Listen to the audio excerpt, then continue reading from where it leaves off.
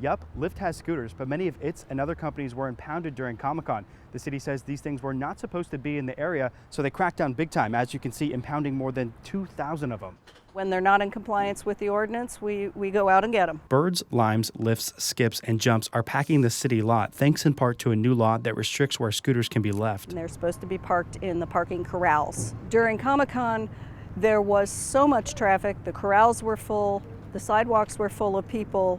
We just needed to keep them moving and clear them out so that no one got hurt. The city says each scooter and bike costs $65 to get out of impound. With 2,500 of them picked up during Comic-Con, that adds up to more than $160,000 in fines.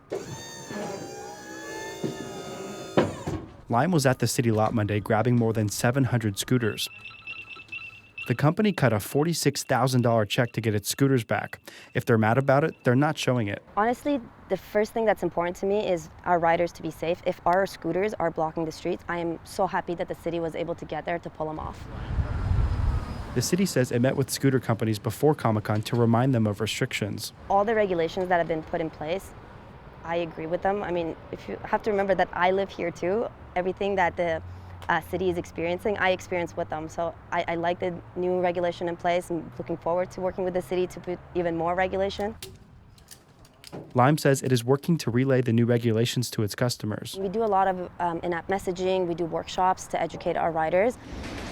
Like if it's not enough, we'll continue investing to make sure we get there. Even though this looks like a lot of scooters, the city says it only represents about 10% of the registered fleet in San Diego.